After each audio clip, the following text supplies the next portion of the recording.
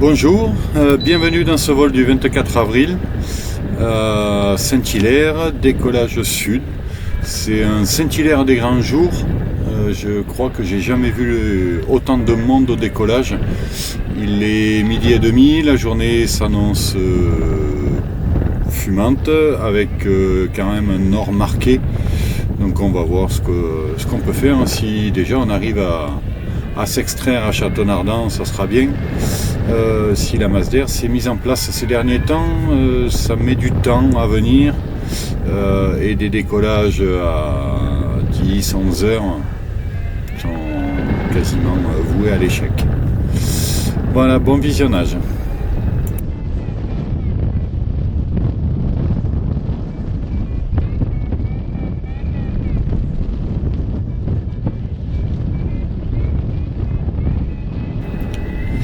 Anticipant le monde à Château-Nardin avec des difficultés à s'extraire, je cherche à tout de suite prendre tout ce que je peux en altitude, car si je pouvais arriver là-bas avec suffisamment de hauteur pour couvrir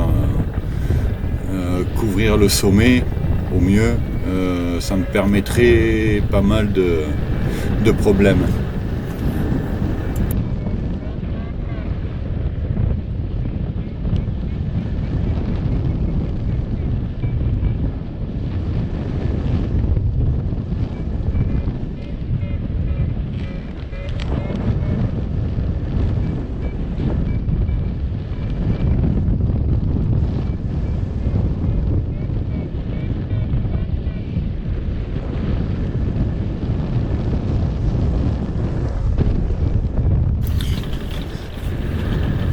J'en profite un peu pour contempler ce massif de Beldonne avec ses reliefs qui sont encore plaqués de neige de printemps.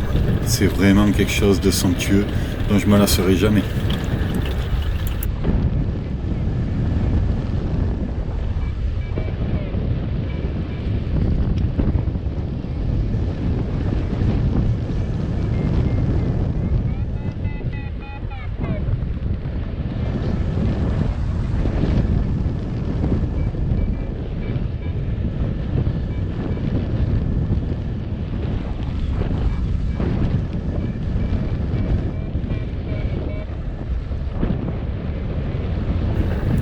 Je crois que le thème du jour va être le monde et la problématique de voler avec des gens qui ne respectent pas forcément toutes les priorités.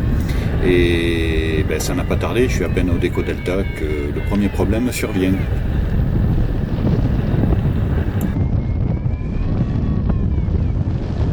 Hey oh!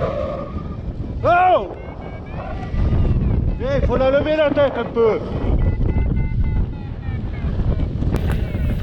Voilà, à l'antenne, je vois deux ailes qui sont en train d'enrouler assez loin du relief. Je me dis, super, je vais enfin arriver à passer les 1050 mètres où je plafonne depuis tout à l'heure. Alors je m'avance et, comme à mon habitude, le thermique, il disparaît quand j'arrive, ou alors c'est une illusion d'optique, ou j'en sais rien, mais je me débrouille mal. Obligé de continuer, parce que ça ne montera pas ici.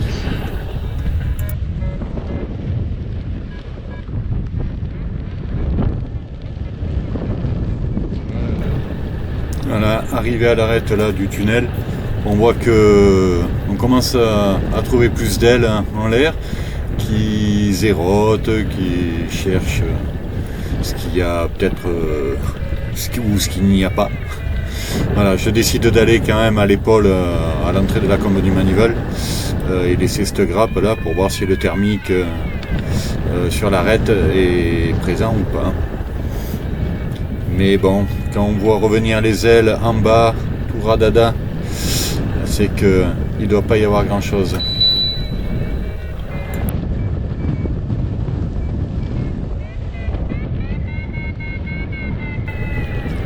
Il y a quand même des ailes au-dessus qui sont une centaine de mètres plus haut, donc aux alentours de 1040 mètres je pense, 1050. Donc c'est les plafonds que j'ai fait depuis le décollage et ça a l'air de plafonner encore la masse d'air s'est pas mise en place.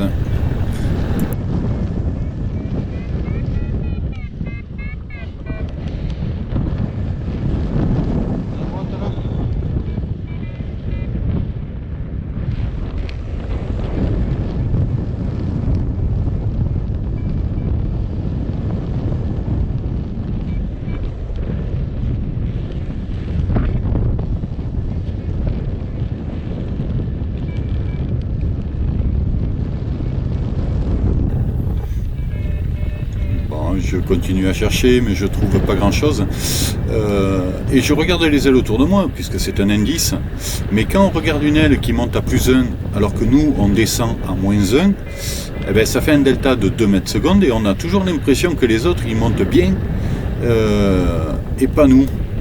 En fait, c'est la différence entre leur taux de montée et notre taux de chute qui crée une illusion comme ça. Et je commence à voir des ailes qui repartent dans l'autre sens pour aller au tunnel. C'est signe que c'est soit cyclique, soit trop petit pour arriver à s'extraire correctement.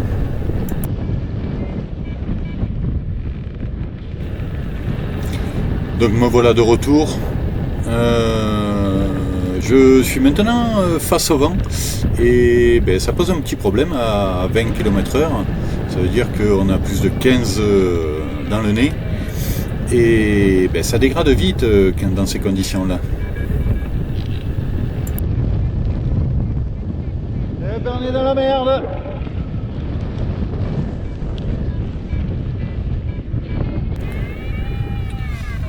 Je trouve une zone qui porte un peu, bien plaquée à la falaise, juste au-dessus de la route. Mine de rien, j'ai quand même l'aile qui passe à quelques mètres des arbres, donc il n'y a pas de la place pour 15 quoi.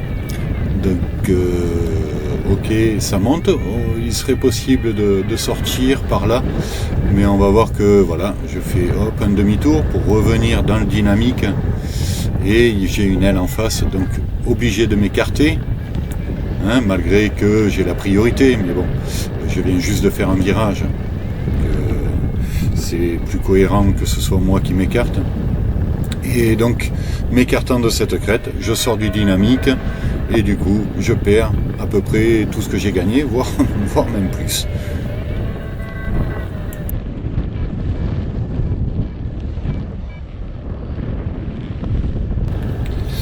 Bon, finalement, le monde, plus les conditions un peu trop faibles, je décide de faire demi-tour et de retourner au décollage.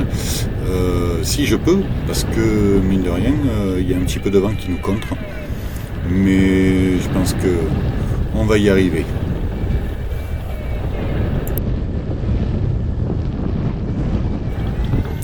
Et voilà, retour au déco sud, ou plutôt en dessous. Ben, maintenant le deal, ça va être de parvenir à reprendre une centaine de mètres, voire 200 d'ailleurs, pour arriver à passer la rangée d'arbres et se jeter sur la Pentecôle pour atterrir. Parce qu'atterrir en bas après un vol comme ça, ben, ça gâche un peu la journée, le temps de remonter, c'est pas sûr qu'on puisse se remettre en l'air. Voilà, allez, eh ben, il faut batailler encore un petit peu.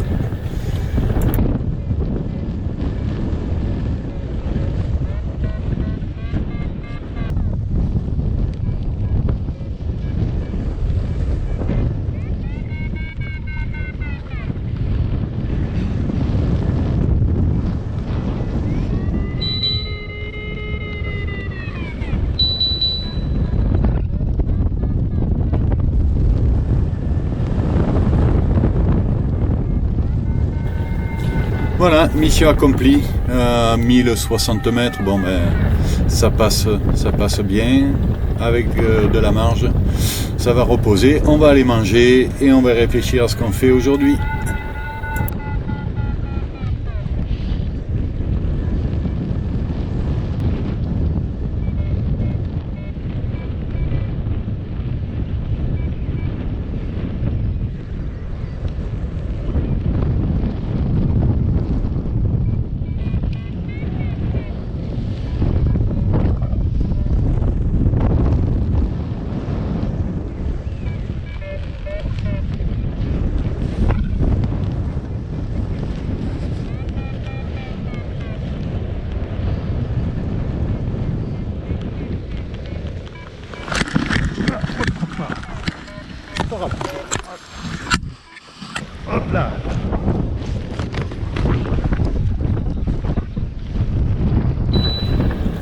la pause est terminée.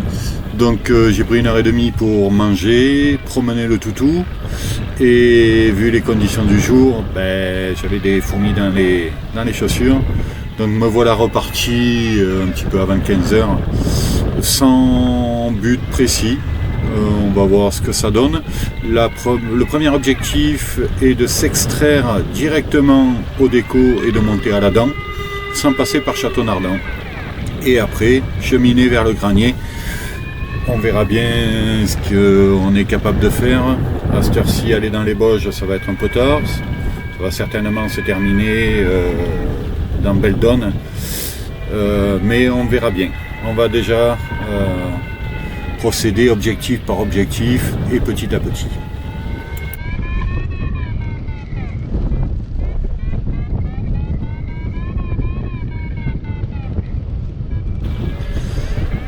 On voit que mon cocon est encore ouvert, c'est-à-dire que le crochet n'est pas en place. Alors cette fois-ci, c'est de la faute du pilote, c'est un oubli de ma part, mais dans un thermique, je me permets pas de le raccrocher, je verrai ça plus tard.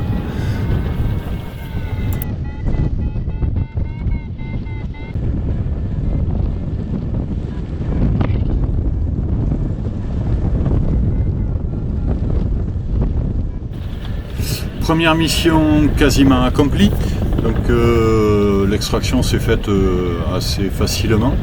Je me suis jeté au pied des falaises parce que voilà, remonter à cet endroit-là c'est assez facile et on va continuer. Je pense que ça va bien se passer.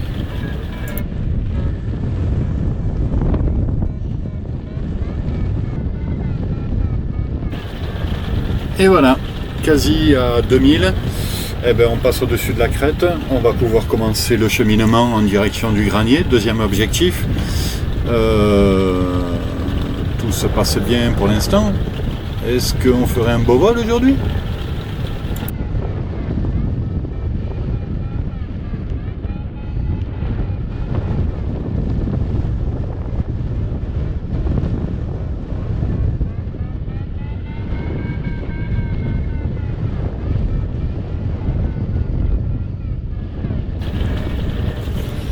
Le cheminement se passe plutôt bien, juste en avançant sans enrouler forcément.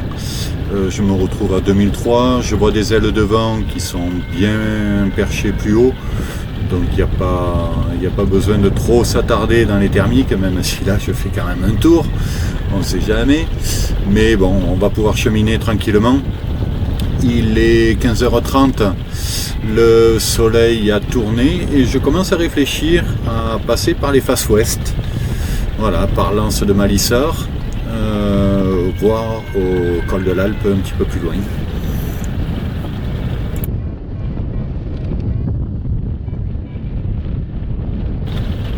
On voit quand même la couche d'inversion, donc la face au nord, en fond de vallée et même un petit peu plus haut. Donc je me note dans un coin de la tête que les points bas, il va falloir éviter. Donc essayer de cheminer le plus haut possible malgré tout.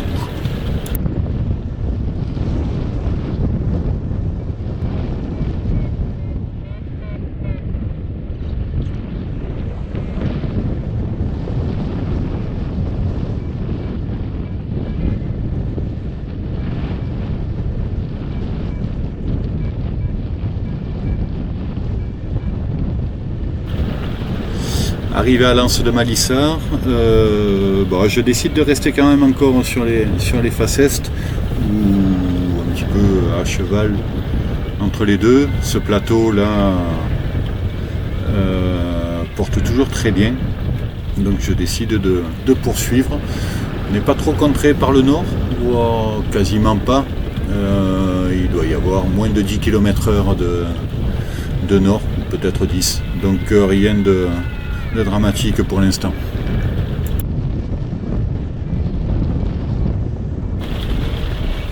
Je décide de basculer sur les faces ouest, maintenant au sud du granier, un sommet avant, je ne connais pas le nom. Mais voilà, ça change un petit peu de ma routine habituelle où je passe toujours sur les faces ouest, essentiellement parce que je décolle plus tôt habituellement.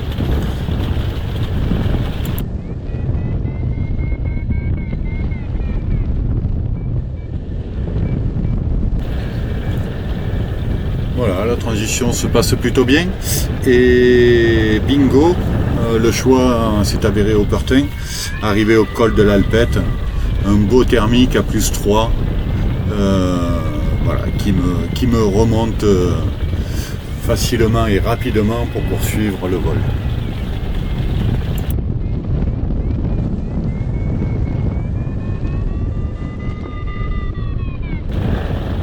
Voilà, en prenant un petit peu d'altitude, le thermique devient de plus en plus consistant et on va rentrer dans du 4,5 mètres secondes intégré, 4,3. Donc voilà, qui est pas mal et qui nous remonte efficacement.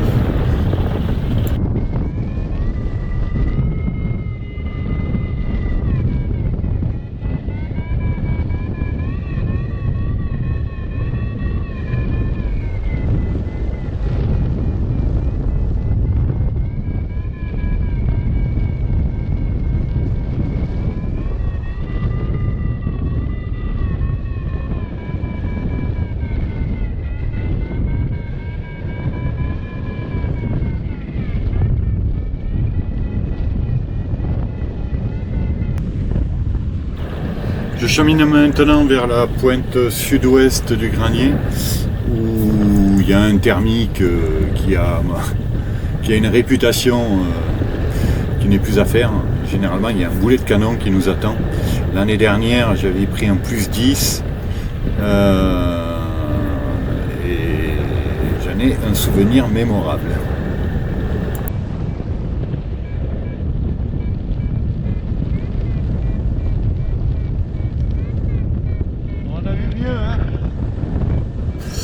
Bon, ben, je m'attendais à plus fort que ça, je suis un peu déçu, mais en fait c'est que je ne sais pas me placer et on verra plus tard que le boulet de canon, il y est et qu'il va nous monter à 2008 passé en quelques tours.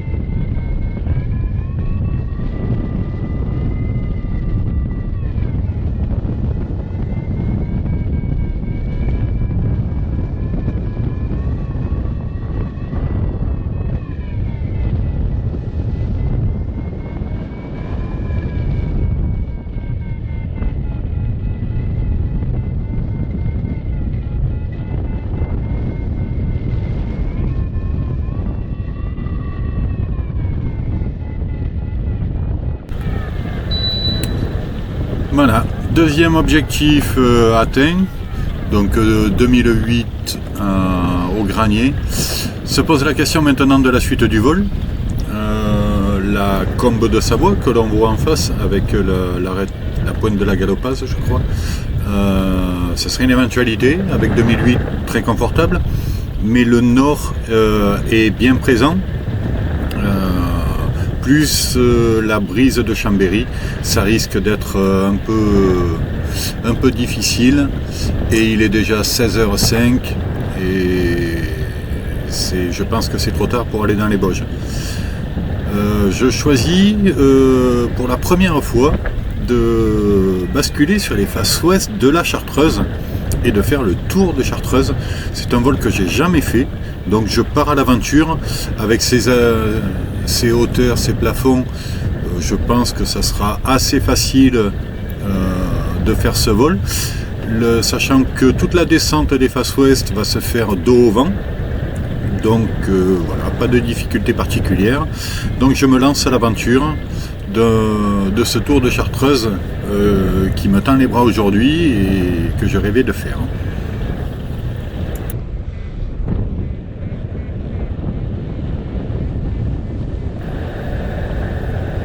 Je m'avance donc vers le col de Planay pour pouvoir contourner le mont Outeran et basculer en face ouest pour pouvoir cheminer tranquillement à 2150.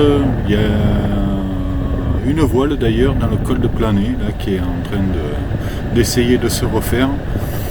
Donc voilà, en plus je suis pas tout seul mais je suis bien plus haut et je vais passer confortablement.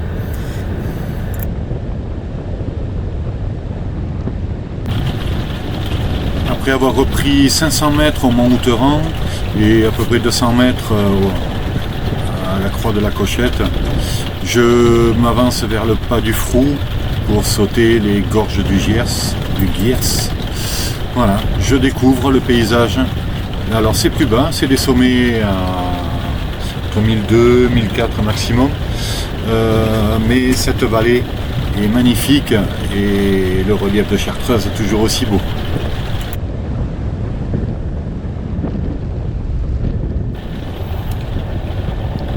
Pour reparler de hauteur des sommets, vous avez actuellement le Petit Son qui est légèrement à gauche avec un couvert de neige sur le toit qui est à 1770.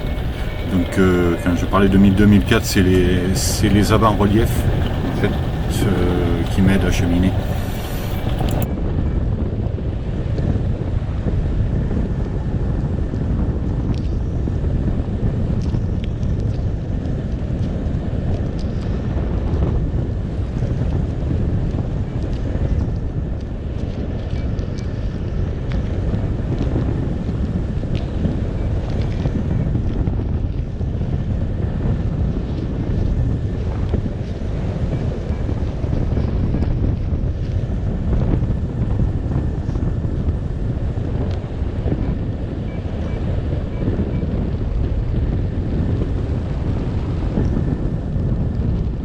Je continue à cheminer, je vois 3 ailes au loin au col d'Arpison qui sont bas mais qui sont en train d'essayer de se refaire.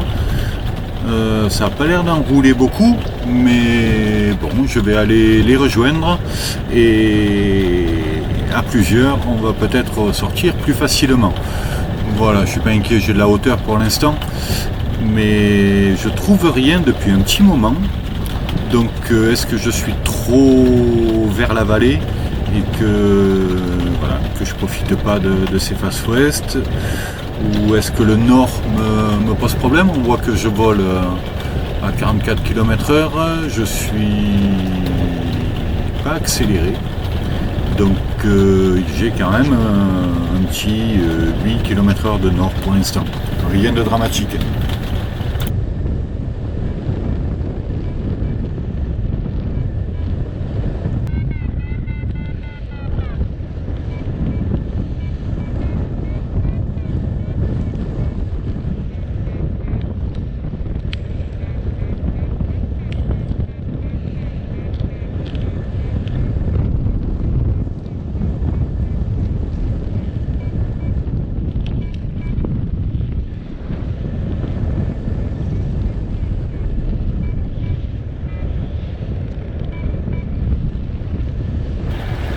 Me voilà arrivé au col d'Arpison à 1250.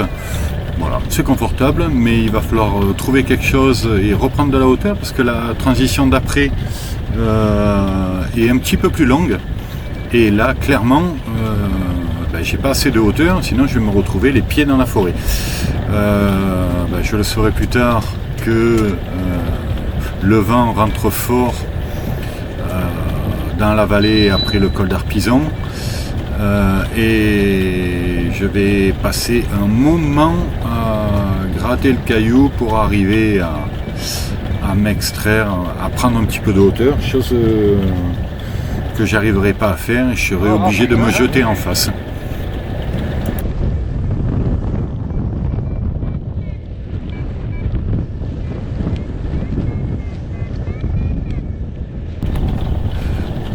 Ces arêtes rocheuses me paraissent super bien orientées face au soleil, ça devrait fonctionner. Or, j'arrive pas à m'extraire, je prends des petits pétards, mais rien de consistant. J'analyserai par la suite que le vent du nord se renforce et donc vient lécher ses faces, voire même, vu que ça fait des combes, dans chaque combe je suis à peu près sous le vent, quoi. Hein, le vent me venant de face là. Donc je vais batailler et je vais faire une erreur qui aurait pu me coûter plus cher que ça, par impatience, par fatigue et par dépit, chose qu'il faudra que je corrige pour ne plus le reproduire.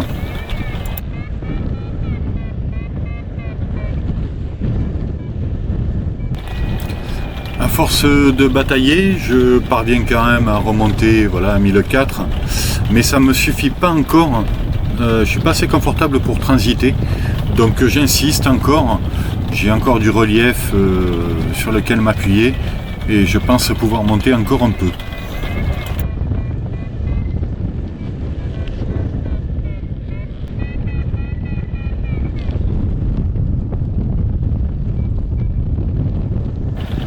Cette arête là que l'on voit juste en bout du cocon là, en face, avec ce petit replat en dessous, me fait envie depuis le début, parce que je me dis que là il peut y avoir un décrochage des thermiques qui sont soufflés par le nord le long de la crête et qui se décrocheraient à cet endroit. C'est une super idée et je vais y aller et je vais en faire les frais.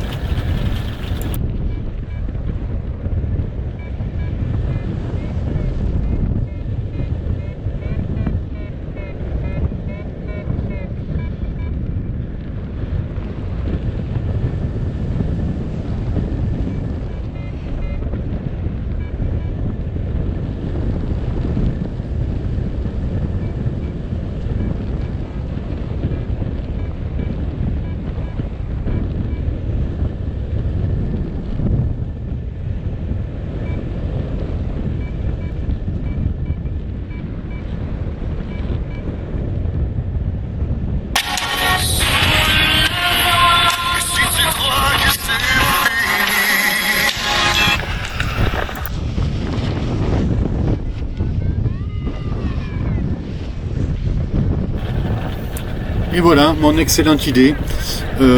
C'était bien sous le vent, c'est confirmé. J'ai jamais vu une voile qui faisait n'importe quoi comme ça. Alors ça dure moins de 10 secondes, hein, mais j'ai bien cru que ça allait partir en sketch. J'arrive à garder un cap et surtout à m'éloigner du relief pendant tout ce temps. Mais clairement, c'est la première fois que je me mets sous le vent aussi franchement que ça. Un parapente c'est pas fait pour, hein. C'est souple et là si j'avais eu une GoPro 360 ça aurait été intéressant de voir, de filmer l'aile, parce que quand j'ai levé les yeux c'était un bout de chiffon qui se tordait dans tous les sens.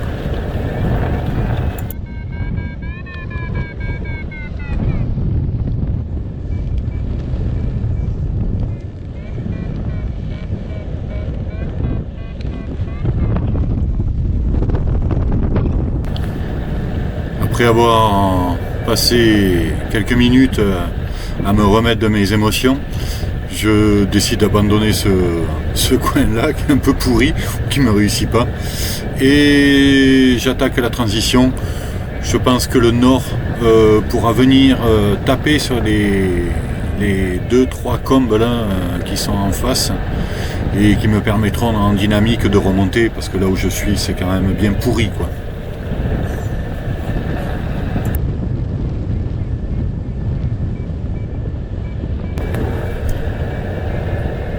Et bien me voilà en appui dynamique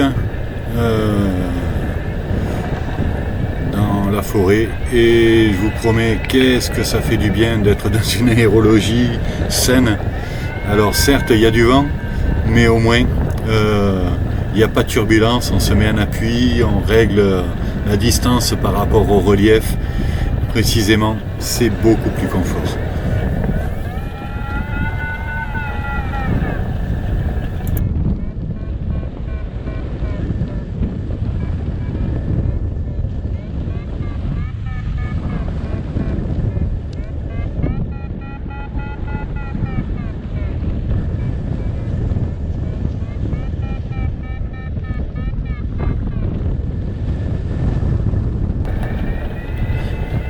Et quand on passe au-dessus du relief, tout devient plus facile.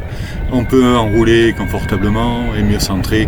Donc voilà, le point bas est terminé et les chaleurs aussi. Nous voilà repartis pour la suite du vol.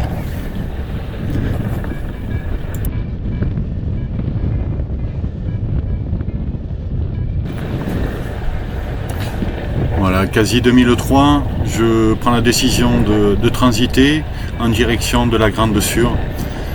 Le soleil commence à baisser, il est 5h30 et il me reste encore pas mal de chemin avant de boucler. J'estime encore minimum 1 heure. Donc j'espère que la convection va me tenir en l'air jusqu'à la fin et pas vacher en Chartreuse, car le col pour retourner à Saint-Hilaire est fermé. Donc il faut rentrer soit par Chambéry, soit par Grenoble pour pouvoir remonter après sur le plateau des Petites Roches. Donc ça présage quand même un bon temps de stop pour arriver à revenir. Ça sera plus confortable si je le fais en volant.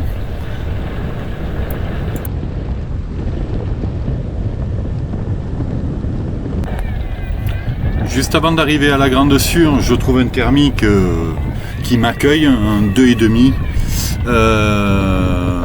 voilà, en moyenne, qui me remontera suffisamment haut pour que je puisse continuer et rentrer cette fois dans la Chartreuse pour envisager soit Champ-Chaude, soit le Saint-Hénard. Et j'aurai des décisions à prendre, car avec ce nord, ça va me poser des problèmes encore.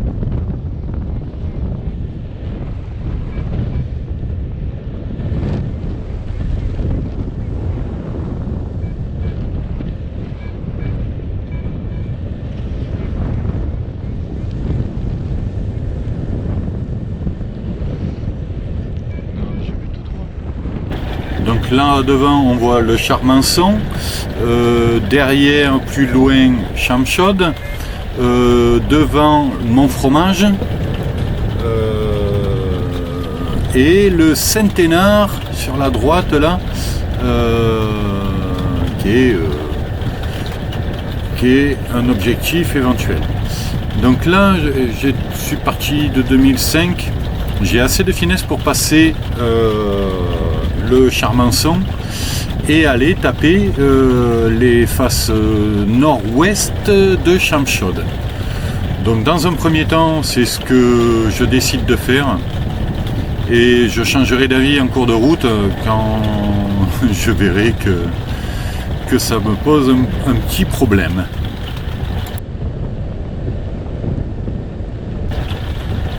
Un vieux dicton chinois dit que c'est au pied du mur qu'on voit le mieux le mur. Donc arrivé à Chamchaude, quand je vois le pied de Chamchaude, je me demande bien où est-ce que je vais pouvoir poser. Et au sud-ouest, il y a un col à passer et que si jamais je trouve rien pour me refaire, je vais avoir du mal à passer ce col et je vais vacher en Chartreuse, au beau milieu de la Chartreuse. Et ça, à cette heure-ci, j'ai pas envie. Donc je change de plan et je vais m'orienter au sud, vers ce petit pic là. Je sais pas comment il s'appelle. Eh bien, c'est l'Écoutou. Et avec son petit nuage au-dessus, c'est pas mignon, on dirait une pyramide qui est chapeautée.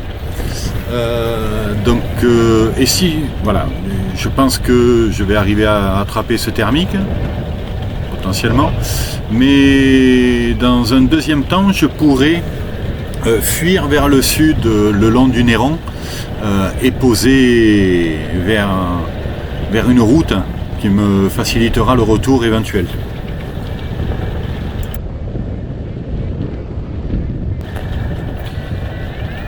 Voilà, arrivé à l'Écoutou, j'ai été peut-être un peu présomptueux parce que j'arrive à reprendre péniblement 100 mètres et ça suffira pas.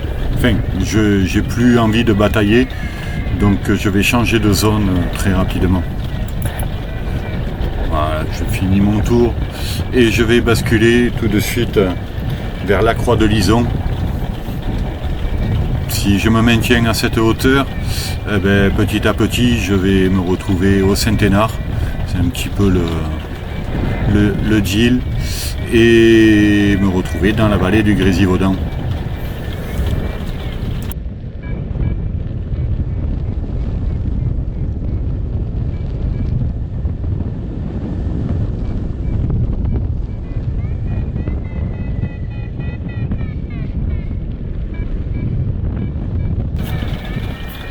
Voilà, arrivé à la Croix de Lison, je vais reprendre mes 200 mètres, voilà, afin de pouvoir transiter vers le Centenaire. C'est à peu près gagné, mais je commence à réfléchir comment aborder le Centenaire. Est-ce que je reste dans cette combe là qu'on voit à l'écran, sur la face nord du Centenaire? Est-ce que je vais à la pointe? Est-ce que je vais sur les faces est? J'ai l'habitude d'être au Centenaire le matin avant midi, donc j'ai pas l'habitude d'être de ce côté-là et à 6h du soir. Donc on va expérimenter et essayer de prendre des décisions plus ou moins logiques. Voilà, arrivé au Centenaire, j'ai toujours pas choisi, parce que comme on dit que choisir c'est renoncer, j'ai pas choisi. Donc je me mets entre la face nord et la pointe, donc sur l'arête là, et il va s'avérer que ça fonctionne, tout simplement.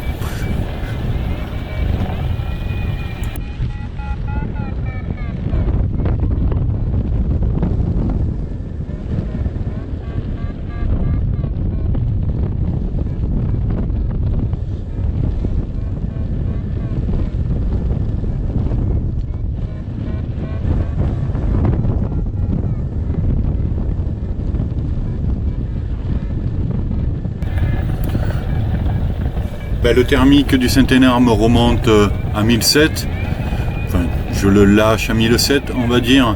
Je suis confortable pour rentrer le long de la crête, je pense que bien positionné sur le plutôt côté nord de l'arête, je devrais rester dans le dynamique de cette pente et cheminer jusqu'à la combe du Manival. Je me dis qu'après, à la combe du Manival, j'ai le terreau de Saint-Nazaire qui est au pied, donc si ça raccroche pas sur le plateau, je serai à Saint-Nazaire et la remontée en stop sera aisée. C'est bon. On a gonflé là, hein, oh. Bon, je crois que le pilote il perd un peu ses nerfs là. Il est temps de rentrer. C'est dans des conditions comme ça qu'on se met sous le vent et qu'on se fout dans la merde.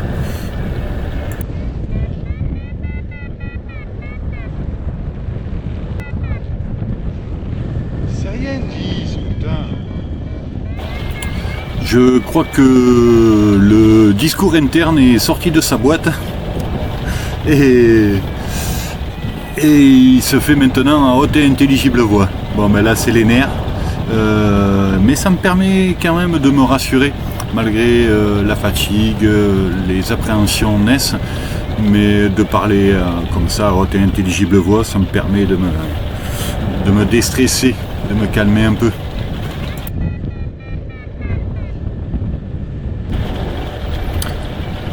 Là on voit que clairement je fais une erreur de placement, je suis encore à plus de 1005 et je m'éloigne de la crête, donc je me mets sous le vent du nord qui dégueule sur des faces qui sont à l'ombre et donc il n'y a pas de bulle thermique pour me protéger, donc évidemment je rentre dans une aérologie merdique, catabatique et turbulente.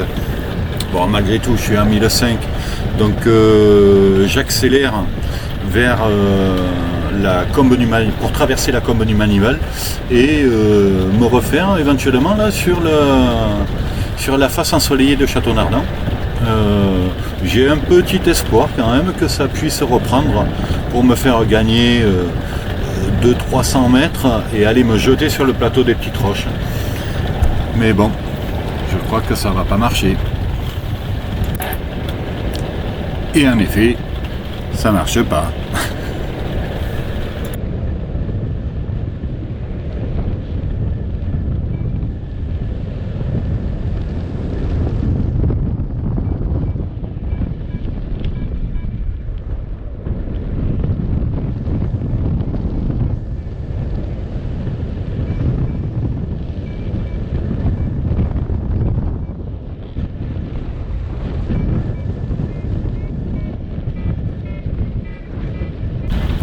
Bon, ben, je crois que j'ai assez volé pour aujourd'hui. J'étais au même endroit ce matin à midi, à midi, donc bon, direction latéraux de Saint-Nazaire et on va poser en sécurité. On l'aura bien mérité.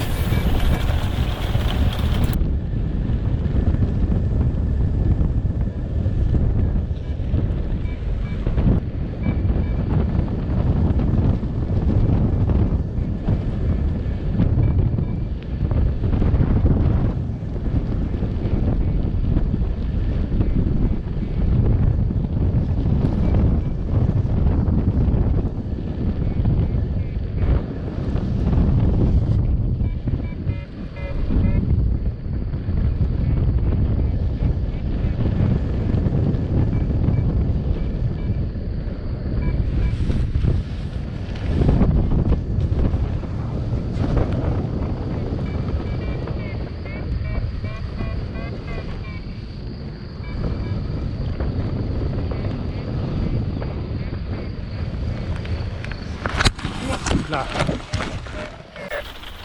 Voilà, j'ai fait le vol vraiment plaisir, découverte. Ça a été une super journée. Merci de votre visionnage, à bientôt.